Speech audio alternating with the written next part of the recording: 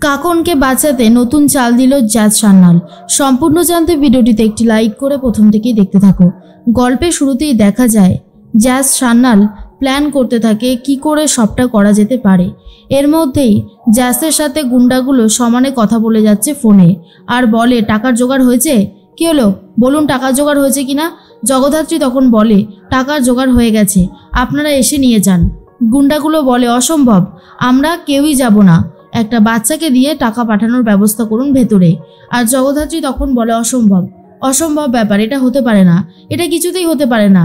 গুন্ডাগুলো বলে যদি না হয় তাহলে আমরা এই বাচ্চাগুলোকে শেষ করে দেব, ভালো লাগবে সেটা? জগদ্ধাত্রী তখন বলে এক মিনিট, আপনারা কিচ্ছু করবেন না, আপনি কিচ্ছু করবেন না, আমরা বাচ্চাদেরকে দিয়েই পাঠানোর ব্যবস্থা করছি।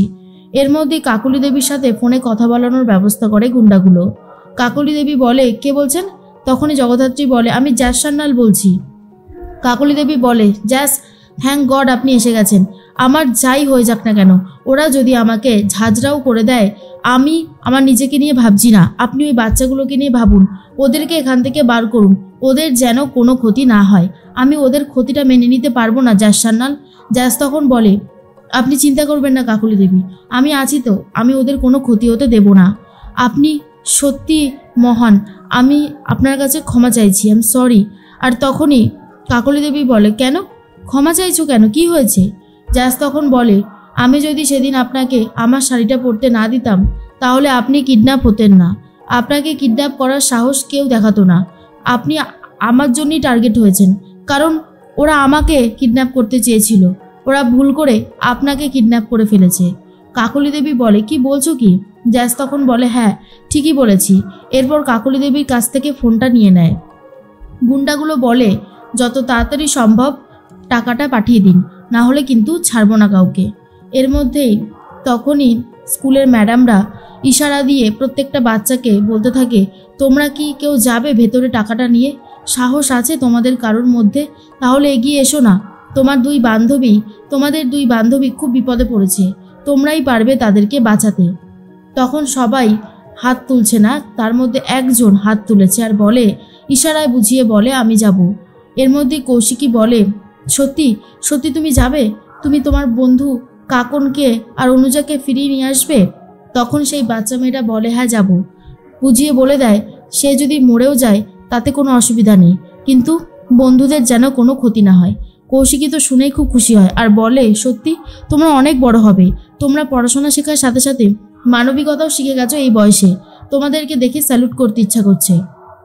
এর মধ্যেই সাধুদা তখন বলে জগদ্ধাত্রী এটা ঠিক হবে না, ওদেরকে পাঠালে কি ঠিক হবে এটা? তখন জগদ্ধাত্রী বলে হবে না কেন সাধুদা, হতেই হবে, আপনি একদম চিন্তা করবেন না, আমি আছি তো। জগদ্ধাত্রী বলে আমরা বাচ্চাদেরকেই পাঠাচ্ছি, কিন্তু ওদের একটারও যদি কোনো ক্ষতি হয়েছে তাহলে এখান থেকে বেরোনো তো দূরের কথা, সোজা উপরে পৌঁছে যাবেন, বুঝতে পেরেছেন? এর মধ্যেই জগদ্ধাত্রী একটা বাচ্চাকে বুঝিয়ে বলে দেয় কি করতে হবে, সাথে সাথে আরও বাচ্চারা চলে যাচ্ছে ভেতরে। কৌশিকী তখন বলে হে ভগবান তুমি দেখো এদের কারোর যেন কোনো ক্ষতি না হয়। অন্যদিকে গুন্ডাগুলোকে বলে বাচ্চাগুলোকে পাঠিয়েছি, ক্ষতি যেন না হয়। তার মধ্যেই গুন্ডাগুলো বলে কোথায় টাকা দেখি। এরপর আস্তে আস্তে বাচ্চাগুলো ভেতরে চলে যায়, ব্যাগটা দিয়ে আসে। তার মধ্যেই গুন্ডাগুলো বলে এই টাকাটা দেখে নে তো ঠিক আছে কিনা। তার মধ্যে জগদ্ধাত্রী বলে দেখুন আপনাদের কথা মতো টাকা ভেতরে পাঠিয়ে দিয়েছি, এবারে বাচ্চাগুলোকে ছেড়ে দিন, না হলে কিন্তু খুব একটা ভালো হবে না, আপনাকে কিন্তু আমি ছাড়বো না, বুঝতে পেরেছেন তো আমি কি বলতে চাইছি? তখনই সাধুদা বলে জগদ্ধাত্রী আমার কিন্তু যথেষ্ট চিন্তা হচ্ছে। জগদ্ধাত্রী তখন বলে সাধুদা ওই যে ওরা বেরিয়ে চলে এসেছে। এরপর বাকি বাচ্চারা বেরিয়ে চলে আসে। তার মধ্যে কৌশিকী বলে জগদ্ধাত্রী এবার বলো না কাকনকে ছেড়ে দিতে, কাকলি দেবীকে ছেড়ে দিতে বলো। জগদ্ধাত্রী তখন বলে বলছি বড়দি, আপনি একটু শান্ত হন।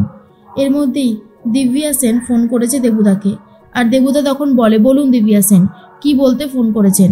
দিব্যা তখন বলে বলার তো কথা রয়েছে অনেক কিছুই, তবে যেটা বলার জন্য ফোন করেছি, আপনারা তো রীতিমতো মারাত্মক খেলা শুরু করে দিয়েছেন, কাকলি দেবীর সাথে সাথে দুজন বাচ্চাকেও কিডন্যাপ করেছেন, আমি তো ভাবতেই পারছি না আপনারা কত বড় অন্যায় করেছেন। এবারে তো একের পর এক সর্বনাশ আপনাদেরকে টার্গেট করবে। এর মধ্যেই দেবুদা বলে সব আপনি কি বলছেন? দিব্যা তখন বলে কেন, ভুল কিছু বলেছি বললে তো মনে হয় না। জানেন তো আমি ভীষণই পাল্টি খেতে পারি। আর এটা শোনার পর আরোই অবাক হয়ে যায় দেবুদা আর বলে, দিব্যা এসব আপনি কি বলছেন? দিব্যা বলে, হ্যাঁ পারি তো। আমি এসেছিলাম জগদ্ধাত্রীকে নিয়ে টাইম লাইনে লিখতে।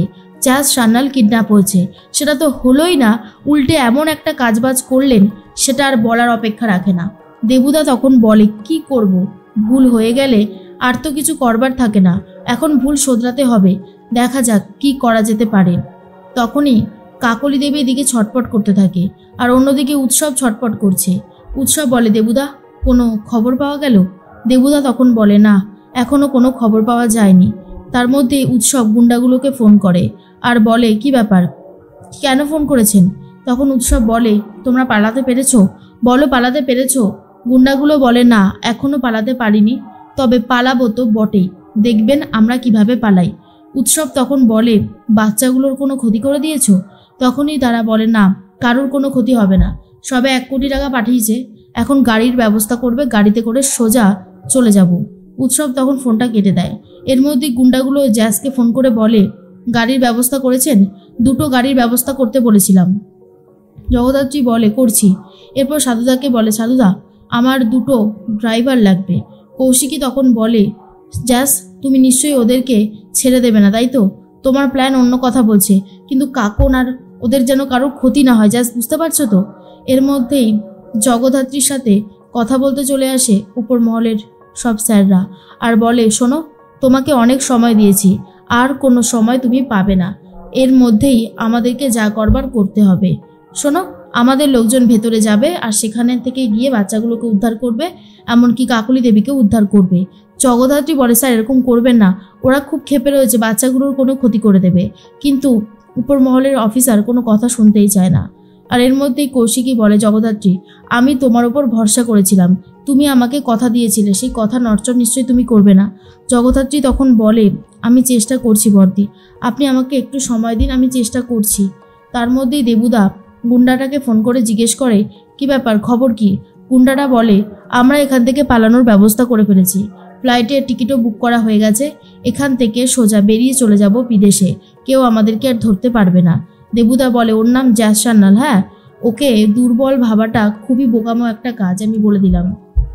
এর মধ্যেই সমরে শেষে কৌশিকীর সাথে কথা বলতে থাকি আর বলে, কৌশিকী কাকনের যদি কিছু হয় আমি কিন্তু তোমাকে ক্ষমা করব না, কোনোভাবেই তোমাকে ক্ষমা করব না। কৌশিকী তখন বলে, একটু শান্ত হও সমরেশ, আমারও চিন্তা হচ্ছে কাকনের জন্য। কিন্তু জগদ্ধাত্রী থেমে থাকছে না, জগদ্ধাত্রীও কি অ্যাকশন করবে ভেবে নিয়েছে। আর এর মধ্যেই উপর মহলের সমস্ত অফিসাররা তাদেরকে পাঠিয়েছে। আর এর মধ্যেই মনে মনে ভাবতে থাকে জ্যাস, এদেরকে দিয়ে কিচ্ছু হবে না, যা করবার আমাকেই করতে হবে। আর তখনই মিলিটারি ফোর্স রীতিমতো ভেতরে ঢুকে যাচ্ছে, যা দেখার পরে গুন্ডাগুলো আরও বেশি করে রেগে যায়।